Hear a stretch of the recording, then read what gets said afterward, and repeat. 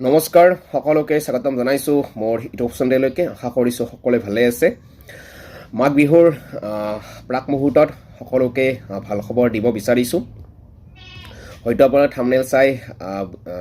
ভাবিছে যে আকৌ নিম্ন প্ৰাথমিক আৰু উচ্চ প্ৰাথমিকত 10000 পদ কেনেকৈ আহিল যোৱাকালি 4500 পদ চৰকাৰে শিক্ষা বিভাগে মুকলি কৰি দিলে কিন্তু এতিয়া আকৌ আজি আপোনাৰ সামনে দেখা পালে যে 10000 নিম্ন প্ৰাথমিক আৰু উচ্চ প্ৰাথমিকৰ কাৰণে আকৌ পদ ওলাইছে গতিকে এইটো কেনেকুৱা কথা বা হয়তো আপোনালোকৰ প্ৰশ্ন উদয় হ'ব পাৰে গতিকে সেইটো বিষয়ে আলোচনা কৰিব বিচাৰিছো আৰু এই যি 10000 পদ ওলালে ইয়াৰে পদত বহু সংখ্যক প্ৰাৰ্থী এবাৰ চাকৰি পাবলৈ সক্ষম হ'ব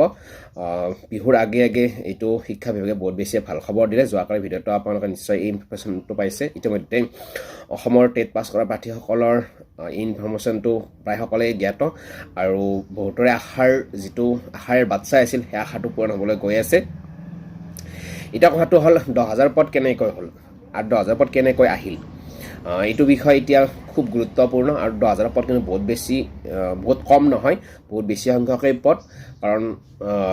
এনেকুৱাকৈ পদ ওলোৱাটো আগতেও বহুত কমকৈ ওলাইছিল কিন্তু এইবাৰ 10000 পদ বহুত বেছিয়ে হ'ল গতিকে অসমৰ যিসকল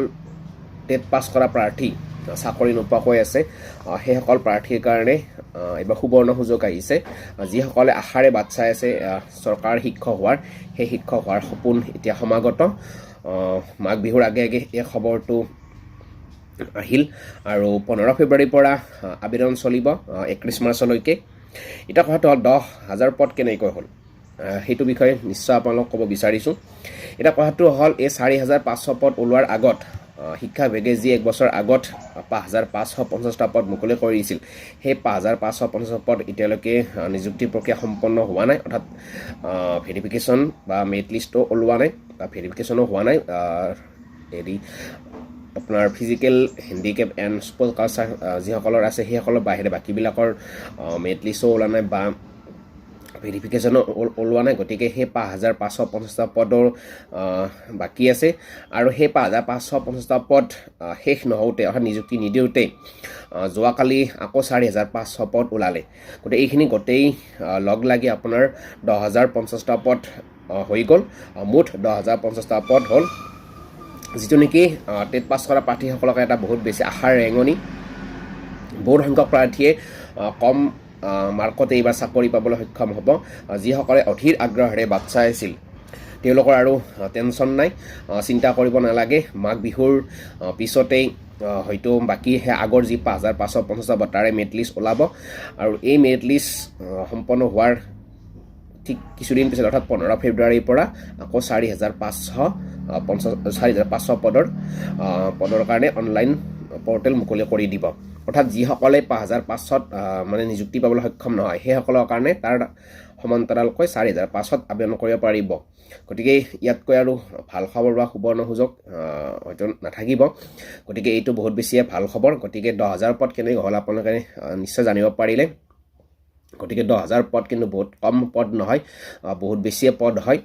আৰু বহুত সংখ্যক প্ৰাৰ্থী এইবাৰ চাকৰি পাবলৈ সক্ষম হ'ব যিসকলৰ মাৰ্ক যদিও বহুত বেছি কিছুমানৰ আছে কিন্তু সকলোৰে ইমান বহুত বেছি মাৰ্ক নাই গতিকে আপোনালোকে চিন্তা নকৰিব আপোনালোকৰ মাঘ বিহুৰ পিছতে আপোনালোকে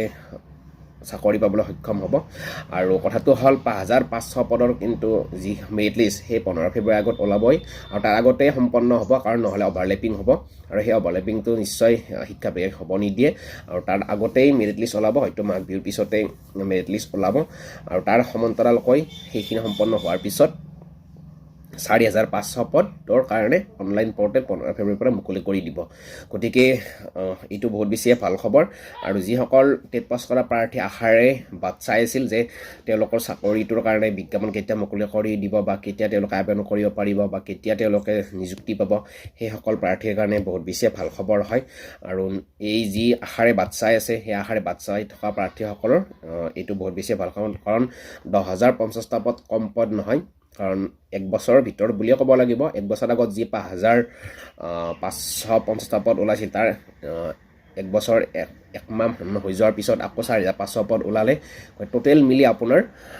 10050টা হ'ল গতিকে 10000 পদ বহুত সংখ্যক প্ৰাৰ্থী এবাৰ নিযুক্তি পাবলৈ সক্ষম হ'ব গতিকে আপোনালোকে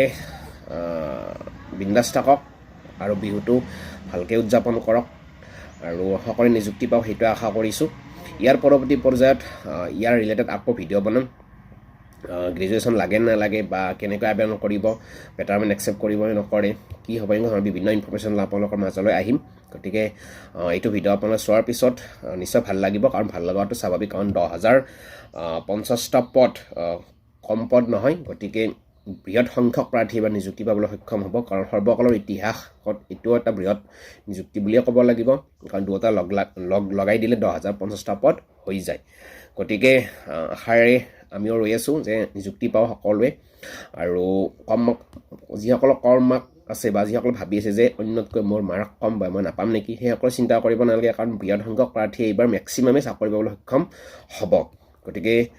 বিহুটো ভালদৰে উদযাপন কৰক আৰু বিন্দাছ থাকক। এইখিনিয়ে, ধন্যবাদ, জয় অসম।